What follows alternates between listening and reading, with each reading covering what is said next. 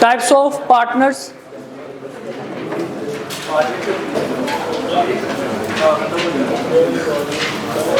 देखिए बेटा, excuse me,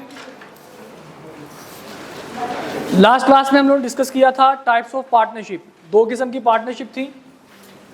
भाई क्या कर रहे हो? दो किस्म की पार्टनरशिप थी, एट विल और एट पर्टिकुलर।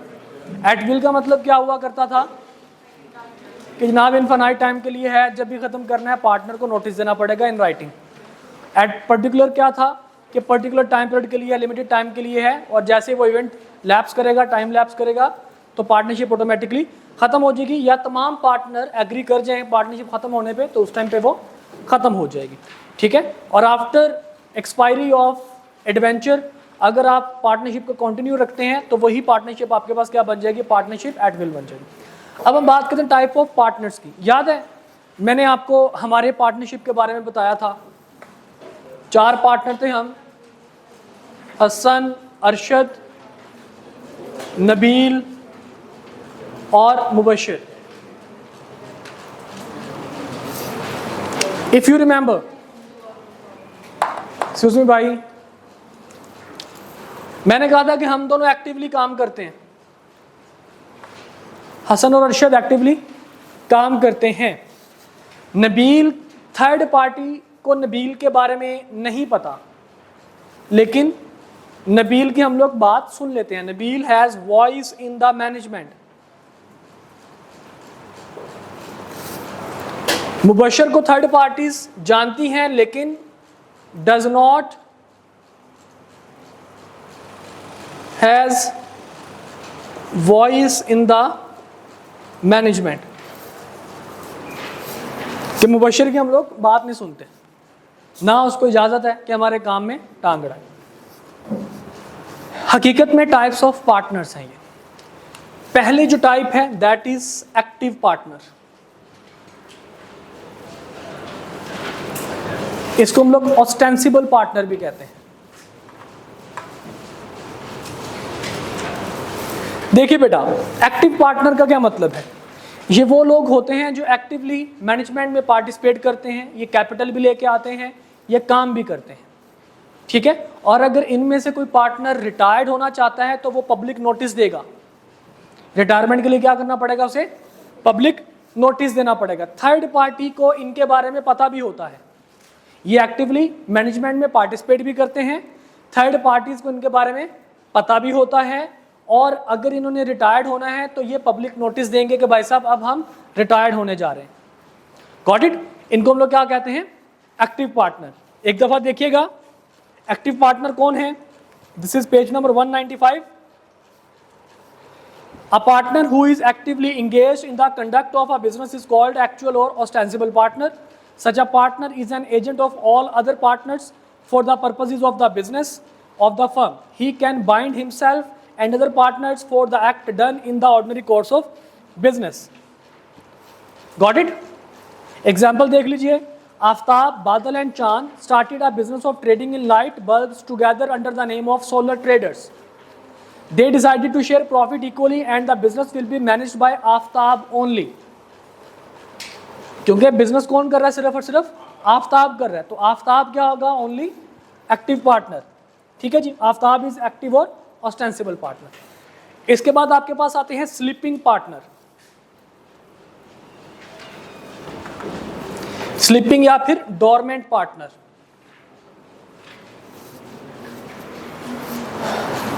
स्लीपिंग या डोरमेंट पार्टनर कौन है? हम कहते हैं जनाब ये वो लोग हैं कि जिनको थर्ड पार्टी को इसके बारे में नहीं पता। लाइक नबील, थर्ड पार्टी को इस पार्टनर के बारे में नहीं पता, लेकिन ये पार्टनर मैनेजमेंट में अपनी वॉइस रख भी सकता है और नहीं भी रख सकता। ही मे और may not have voice in the management. मतलब ये मैनेजमेंट में काम कर भी सकता है, काम नहीं भी कर सकता, लेकिन शर्त क्या है? थर्ड पार्टी इसको नहीं जानती। इसलिए अगर ये रिटायर्ड होगा, थर्ड पार्टी जब इसको जानती नहीं है, जब ये रिटायर्ड होगा तो इसको पब्लिक नोटिस देने की जरूरत नहीं है। समझ आ रही है बात की? अच्छा, अगर थर्ड पार्टी इसको नहीं जानती तो क्या ये थर्ड पार्टी के लिए लायबल भी नहीं होगा लॉस की कंपनसेशन में? तो लॉ कहता है जी क्योंकि ये पार्टनर है, थर्ड पार्टी बेशक इसको नहीं जानती लेकिन ये लायबल होगा थर्ड पार्टी। ओके, प्लीज देखिएगा, sleeping partner is not known as such as partner to third parties dealing with the firm. He may or may not take active part in the conduct of the business of the firm. He, like other partners, invest capital and share in the profit of the business. He is equally liable along with other partners for all the debts of the firm, even though his existence is kept a secret from the outsiders dealing with the firm. Note: a sleeping partner is not required to give public notice of his retirement and he is not liable for any act done by the firm after his retirement. Got it? अच्छा, अब इसमें active partner के लिए retirement के लिए क्या है, इसको रिटायरमेंट का नोटिस देना पड़ेगा। अगर लेट सपोज ये रिटायरमेंट का नोटिस नहीं देता, मिसाल के तौर पर हम 4 लोग हैं, इनमें से लेट सपोज मैं अगर रिटायरमेंट का नोटिस नहीं देता, 1/1/2024 को मैं रिटायर्ड हो गया पार्टनरशिप से, हसन क्या हो गया, रिटायर्ड हो गया पार्टनरशिप से। अब इसने पब्लिक नोटिस नहीं दिया, पब्लिक नोटिस नहीं दिया, फर्म रिमेनिंग हो गई। फर्म में कितने पार्टनर्स हैं, अब 3 पार्टनर रह गए। मैंने पब्लिक नोटिस नहीं दिया, अब हुआ क्या, हुआ ये कि जनाब 10/1/2024 को एक कॉन्ट्रैक्ट किया गया एक बंदे ने फर्म के साथ, और उस कॉन्ट्रैक्ट में लॉस हो गया फर्म को। तो ये थर्ड पार्टी जो है ये बाकियों के साथ साथ मुझे भी लायबल करार दे सकती है, क्योंकि थर्ड पार्टी को अभी भी लगता है कि मैं पार्टनर हूं, क्योंकि थर्ड पार्टी को मैंने नहीं बताया कि मैं रिटायर्ड हो चुका हूं। पब्लिक नोटिस देने का क्या मतलब है कि थर्ड पार्टी को हम बता दें कि भाई साहब आइंदा के बाद मैं फर्म का हिस्सा नहीं हूं। Got it? लेकिन अगर लेट सपोज नबील रिटायर्ड होता है, नबील अगर रिटायर्ड होता है 1/1/2024 को, थर्ड पार्टी को इसके बारे में पता भी नहीं था। अब 10/1/2024 को जनाब एक कॉन्ट्रैक्ट हुआ जिसमें हमारी फर्म को लॉस हो गया। अब इस लॉस के लिए नबील जो होगा वो लायबल नहीं होगा, बेशक उसने पब्लिक नोटिस नहीं दिया इसलिए वो लायबल भी नहीं होगा, क्योंकि थर्ड पार्टी को उसके बारे में पता ही नहीं था। समझ आ रही है बात की? यहां तक कि मसले मसाइल देखिए जनाब। एग्जाम्पल नंबर 23, आफ्ताब, बादल एंड चांद started a business of trading in light bulbs together under the name of Solar Traders. They decided to share profit equally and the business will be managed by Aftab only and the existence of Badal and Chand as partner will be kept secret from outsiders. तो इसमें बादल और चांद क्या कौन होंगे? Sleeping partners होंगे। Okay, इसके बाद कुछ लोग वो होते हैं जो पार्टनर नहीं होते लेकिन सिर्फ और सिर्फ अपना नाम दे देते हैं। मिसाल के तौर पर एक मेडिकल स्टोर है, उस मेडिकल स्टोर के अंदर जो मेडिसिन जो बेच रहे हैं उन लोगों ने बी फार्मेसी नहीं की हुई, बी फार्मेसी का सर्टिफिकेट किसी और बंदे का लगा के आगे वो फार्मेसी का बिजनेस कर रहे हैं। अब वो बी फार्मेसी जिस बंदे का सर्टिफिकेट लगा हुआ है उस बंदे ने सिर्फ अपना नाम दिया है, अपना सर्टिफिकेट दिया है।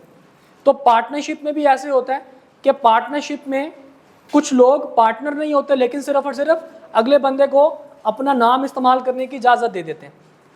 मिसाल के तौर पर हम कहते हैं जी हमारे पास ये हम 4 पार्टनर्स हैं, हमारा एक और पार्टनर है, लेट सपोज फरकत हमारा पार्टनर है।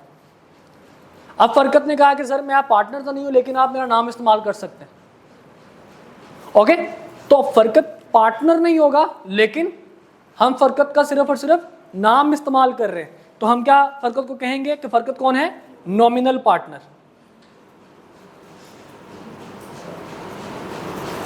तो क्या नॉमिनल पार्टनर बाकी पार्टनर्स की तरह पार्टनर होता है? हम कहते हैं नहीं, ऐसा नहीं होता। इसका सिर्फ और सिर्फ नाम इस्तेमाल होता है, ये प्रॉफिट में से शेयर नहीं लेता, ये एक अपनी कमीशन या जनरल सा जो भी इसका रेम्यूनरेशन है वो रिसीव करता है। देखिएगा, a partner who does not contribute any capital or share in profit but lends his name to the firm is called a nominal partner. He along with other partners is liable towards outsiders for all the debts of the firm. मतलब कि ये partner तो नहीं होता, ना ही ये profit share करता है, ना ही पैसा लेके आता है, सिर्फ और सिर्फ अपना नाम देता है। क्योंकि थर्ड पार्टी को पता है कि जनाब ये नाम, ये भी पार्टनर है, तो थर्ड पार्टी को ये वाला पार्टनर भी क्या होगा, लायबल होगा। ये बाकी पार्टनर्स की तरह जैसे एक्टिव और स्लीपिंग पार्टनर है, ये किसी किस्म का प्रॉफिट शेयर नहीं करता, ठीक है, लेकिन थर्ड पार्टी को ये नॉमिनल पार्टनर क्या होगा, लायबल होगा बाकी तमाम पार्टनर्स के जैसे। क्यों लायबल होगा, क्योंकि थर्ड पार्टी को लग रहा है कि जनाब ये भाई साहब भी कौन है, ये पार्टनर है, ठीक है। एग्जाम्पल देखिए, example number 24, Azam and Babar started a law firm, they also requested a retired senior lawyer Arif to join in. Arif stated that they can use his name as partner but he would not be able to give his time to the firm. समझ आ रही है बात की। आरिफ ने कहा भाई साहब आप मेरा नाम इस्तेमाल करें, लेकिन सॉरी यार मैं इतना टाइम आपको नहीं दे सकता, आप मेरा नाम इस्तेमाल कर सकते हैं। And he would not share in profit as well, क्योंकि वो पार्टनर नहीं है, टाइम नहीं दे रहा, पैसा भी नहीं दिया, सिर्फ नाम दिया, तो कहता जी मैं प्रॉफिट में से हिस्सा भी नहीं लूंगा। But Arif is a nominal partner and would still be liable to outsiders for the act of the firms. Got it. इसके बाद जनाब partner in profit only.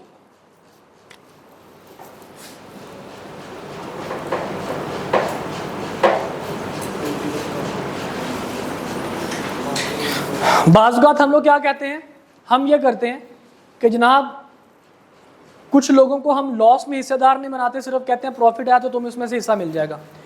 Generally partner in profit only minors हुआ करते हैं। माइनर्स के ऊपर तरस खा के लोग क्या करते हैं, पार्टनरशिप में उनका पैसा लगा देते हैं और कहते हैं जी प्रॉफिट आएगा तो तुम्हें दे दिया जाएगा, अगर लॉस आया तो वो हम ही देखेंगे। लेकिन थर्ड पार्टी को ये वाले पार्टनर्स भी क्या होते हैं, फुली लायबल होते हैं। मिसाल के तौर पर अब ए बी सी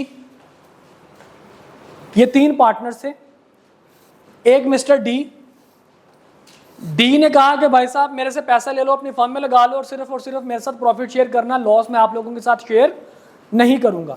डी ने पैसा दिया, ए बी और सी तीनों ने एक्सेप्ट किया। तमाम पार्टनर्स का एक्सेप्ट करना जरूरी है। तीनों पार्टनर्स ने एक्सेप्ट किया और इसको पार्टनर इन प्रॉफिट ओनली मान लिया कि जब भी फर्म को प्रॉफिट होगा हम इसमें से इसको शेयर दिया करेंगे, लॉस आएगा तो हम ही बियर करेंगे। लेट्स सपोज फर्म को लॉस आ गया, इनके पास जो पैसे थे खत्म हो गए, अब थर्ड पार्टी को ये वाला बंदा भी क्या होगा, पर्सनली लायबल होगा। समझ आ रही है बात की। मिसाल के तौर पर ए बी और सी के पास 100 रुपए थे, तो फर्म के पास कितने पैसे थे, 300 रुपए। इसने कहा सर 200 रुपए मेरे से भी ले लें। अब फर्म के पास कितने पैसे हो चुके हैं, 500 रुपए हो चुके हैं। लेट्स सपोज अगर 600 रुपए का लॉस आ गया तो 500 तो पहले फर्म में से जाएगा, बाकी 100 के लिए कौन लायबल होंगे, ए बी सी और डी, चारों के चारों लायबल होंगे। समझ आ गई बात की। देखिए एक दफा, a partner may agree that partner shall get a share of profit only and that he shall not be liable to contribute towards the losses, ठीक है। But for third parties he is liable for all the debts of the firm. Third party के लिए ये liable हो गया ऐसे ही जैसे बाकी पार्टनर्स हैं, लेकिन आपस में इनका क्या एग्रीमेंट हुआ कि मैं सिर्फ प्रॉफिट में हिस्सेदार हूंगा, लॉस में हिस्सेदार नहीं हूंगा। लॉस पहले तुम लोग बियर करोगे, अगर तुम्हारे से लॉस ना हो सका पूरा तो फिर थर्ड पार्टी मेरी तरफ आएगी। ओके, एग्जाम्पल नंबर 25 देख लीजिए। Adeel and Kashif are partner in a firm, the terms of agreement are that they will share profit in the ratio of 3:2, but in case of loss all the loss shall be borne by Adil only. Loss हुआ तो अदील को ही loss bear करना पड़ेगा। तो काशिफ कौन बन गया, partner in profit only. Got it. याद कीजिए मैंने कहा था कि मुबशर जब यूके जा रहा था तो इसने कहा कि मेरा जो शेयर हुआ करे मेरे कजन को दे दिया करें, और हमने डिसएग्री कर लिया था। लेकिन लेट्स सपोज हम अगर एग्री कर लेते कि ठीक है भाई तुम्हारा शेयर हम तुम्हारे कज़न को दे दिया करेंगे, तो इसके कज़न जो कि पार्टनर का शेयर इंजॉय कर रहे हैं ये लोग कहलाएंगे सब पार्टनर। क्या कहलाएंगे, sub partner.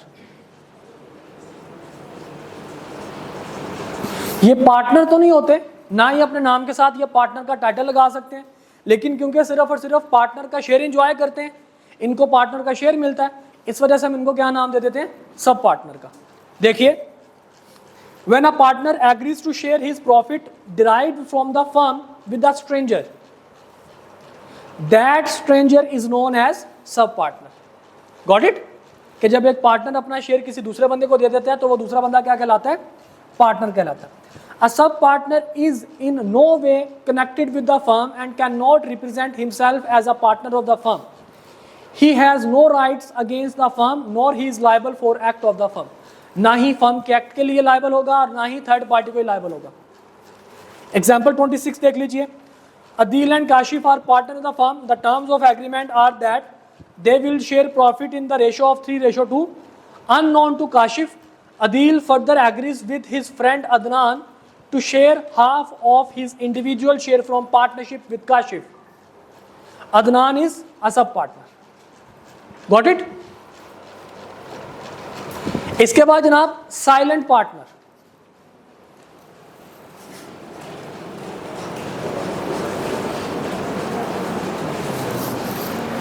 Mubashir silent partner है। स्लीपिंग में और साइलेंट में थोड़ा सा फर्क है। स्लीपिंग पार्टनर कौन है, नबील। थर्ड पार्टी को इसके बारे में नहीं पता, लेकिन ये मैनेजमेंट में पार्टिसिपेट कर भी सकता है और नहीं भी करता। साइलेंट पार्टनर है मुबशिर। थर्ड पार्टी को इसके बारे में पता भी हो सकता, नहीं भी पता हो सकता, लेकिन मैनेजमेंट में ये पार्टिसिपेट नहीं कर सकता। समझ आइए बात की? स्लीपिंग में और साइलेंट में थोड़ा सा फर्क है बेटा। स्लीपिंग में पार्टिसिपेट कर सकता है लेकिन थर्ड पार्टी को नहीं पता होगा, जबकि साइलेंट पार्टनर थर्ड पार्टी को पता हो सकता है लेकिन मैनेजमेंट में पार्टिसिपेट नहीं कर सकता। इन दोनों में यही फर्क है।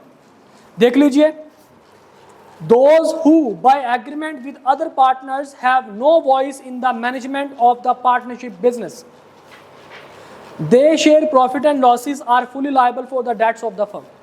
ये बाकी जैसे नॉर्मल पार्टनर होते हैं प्रॉफिट एंड लॉस भी शेयर करेंगे और थर्ड पार्टी को लाइबल भी होंगे, सेम ऐसे। एग्जाम्पल नंबर 27 देख लीजिए। आफ्ताब, बादल एंड चांद started a business of trading in light bulbs together under the name Solar Traders.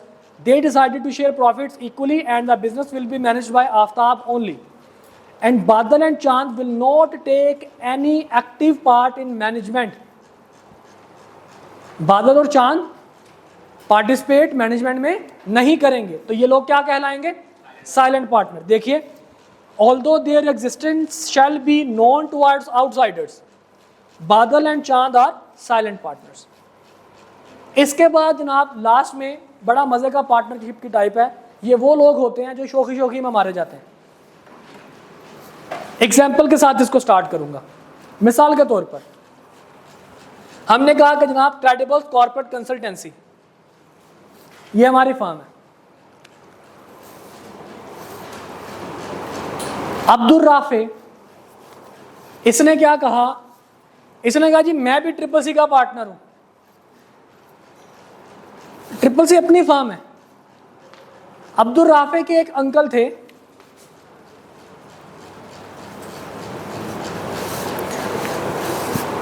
वो हमारे साथ ट्रांजैक्शन करने आ रहे थे। हमें पैसों की जरूरत थी, हमने उनसे उधार लेना था। अंकल कहता है जी मैंने ट्रिपल सी का नाम सुना हुआ है, अब्दुल राफे को जानते हैं आप? मैंने कहा जी जी भाई है हमारा। हाँ, अब्दुल राफे ने बताया था कि वो पार्टनर। मैंने कहा जी जी अब्दुल राफे पार्टनर है हमारा। अब्दुल राफे जो है वो हमारा पार्टनर है। अब्दुल राफे को मैंने फ़ोन किया, मैंने कहा अब्दुल राफे आपके अंकल हैं जनाब, हमने उनसे पैसे लेने उधार पे, तो उनको बताइए। अब्दुल राफे कहता जी जी अंकल ये मेरे हमारी फर्म है, समझिए कि मैं ही पार्टनर उनका। अब्दुल राफे का दरमियान में कोई लिंक नहीं है। इसने सिर्फ क्या कर दिया, पार्टनर बनने के चक्रों में थर्ड पार्टी को कह दिया कि मैं कौन हूं, पार्टनर हूं। और थर्ड पार्टी ने इस बात पर यकीन करते हुए फर्म को लोन दे दिया। ट्रिपल सी को क्या कर दिया, कर्जा दे दिया। ट्रिपल सी जनाब अगले दिन बैग पैक करके तो भाग गई। अब लॉ कहता है कि जनाब Abdul Rafay would be liable to compensate the loss to uncle या थर्ड पार्टी। इसको हम लोग कहते हैं partner by holding out, holding out या फिर पार्टनर बाय एस्टोपल।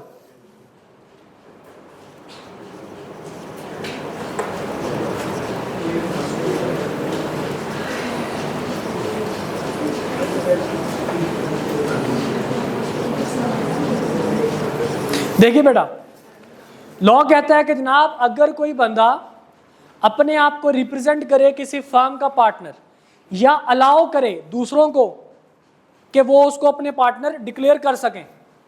अलाउ करने का क्या मतलब होता है कि मैंने कहा कि अब्दुल राफे हमारे फर्म का पार्टनर है, अब्दुल राफे ने डिनाई नहीं किया, यह है अलाउ करना। या अपने आप को रिप्रेजेंट करना, अब्दुल राफे खुद ही कहे कि मैं ट्रिपल सी का पार्टनर हूँ, दोनों सिचुएशन में। और थर्ड पार्टी इस बात पे यकीन करके फर्म को उधार दे दे, कर्ज दे दे, तो लॉ कहता है कि अब वो बंदा जिसने अपने आप को रिप्रेजेंट किया था, अब इसके ऊपर रूल ऑफ एस्टॉपल लग जाता है। अब लॉ इसको स्टॉप करता है, किस चीज़ से, कि अब तुम अपनी बात से फिर नहीं सकते, अब तुम पार्टनर हो। बेशक ये प्रॉफिट एंड लॉस शेयर नहीं कर रहा था, बेशक इसने अपने नाम नहीं दिया था, लेकिन सिर्फ इसने अपने आप को प्रेजेंट किया था कि ये पार्टनर है, और थर्ड पार्टी ने इस पर यकीन करके ट्रांजैक्शन कर दी थी। इस वजह से ये क्या कहलाएगा, पार्टनर कहलाएगा। ये प्रॉफिट एंड लॉस शेयर करने के लिए हकदार नहीं है। देखिए, where a person holds himself out as a partner, अपने आप को क्या डिक्लेयर करे, पार्टनर डिक्लेयर करे, और allows others to do it, या फिर दूसरों को क्या कर दे, अलाउ करे कि दूसरे इसको पार्टनर डिक्लेयर कर दें। They are then stopped from denying the character he has assumed, तो फिर लॉ कहता है कि अब तुम अपनी बात से फिर नहीं सकते, जो तुमने अपने आप को पार्टनर बनाया है तो तुम इस बात से फिर नहीं सकते। And upon the faith of which creditors may be presumed to have acted, कि थर्ड पार्टी ने इस बात पे यकीन करते हुए कर्जा दे दिया हो। याद रखिएगा बेटा, ये एक तो लोन के लिए है, दूसरा थर्ड पार्टी अगर इस चीज पे बिलीव करके कर्जा दे दे। मिसाल के तौर पर वही अंकल थे, ट्रिपल सी का अंकल के साथ कॉन्ट्रैक्ट हो गया, अंकल ट्रिपल सी को कर्जा देने जा रहे थे, बाद में कर्जा देने के बाद अब्दुल राफे से बातचीत हुई, अब्दुल राफे ने कहा सर ट्रिपल सी तो अपनी फर्म है, मैं उसका पार्टनर हूं। अब कर्जा अंकल ने इस वजह से नहीं दिया था कि अब्दुल राफे ट्रिपल सी का पार्टनर है, कर्जा अंकल ने बगैर ये जाने दे दिया था। अब अगर let suppose triple C default कर जाती है तो अंकल अब्दुल राफे को लायबल करार नहीं दे सकते। Got it? एग्जाम्पल नंबर 28 देख लीजिए। Paras represents to Rizwan that he is a partner in the firm of Arsalan, Numan and Ali. Paras ने रिजवान को क्या बताया कि अरसलान, नुमान एंड अली की फर्म का वो पार्टनर है, while actually he is not a partner, हकीकत में वो पार्टनर नहीं था। क्या हुआ, on the faith of this representation Rizwan gives credit to the firm, इस बात पे यकीन करते हुए फर्म को रिजवान ने क्या कर दिया, कर्जा दे दिया। The firm becomes insolvent subsequently, Rizwan can make Paras liable on the basis of holding out, and Paras is stopped from denying that he is a partner in the firm. Got it? अगर रिजवान ये इस बात पे यकीन किए बगैर कर्जा दे देता तो फिर रिजवान ने पारस को लायबल करार नहीं देना था। All okay?